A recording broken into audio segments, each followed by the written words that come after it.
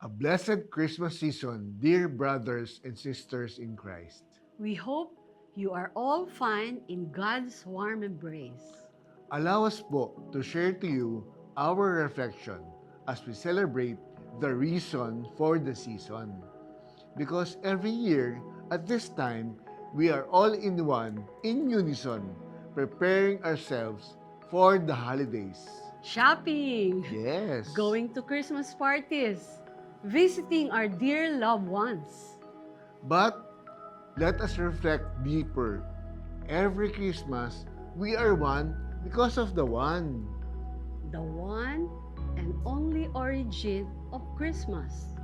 He is the reason for the season. Correct. Because believe it or not, the gates of heaven opened the day Jesus was born.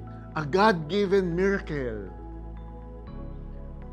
Brother, Sis, whatever concern you have now, family problem, love life, finances, or even work. with Jesus, joy and peace will surely reign in your heart and in your home. God will surely give you that grace. So, in this Christmas, let us be united with our Lord Jesus, born in the manger in the little town of Bethlehem, How can we be one with the one? by allowing the child Jesus, our one and only Lord, our one Redeemer, to dwell in our heart.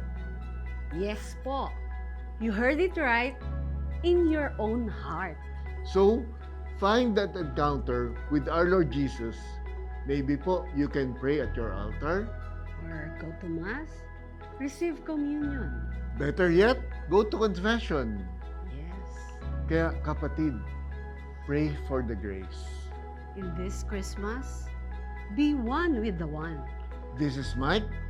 And Cha, praying, Make your heart the dwelling place of the child Jesus. maligayang Pasko at pinagpalang bagong taon.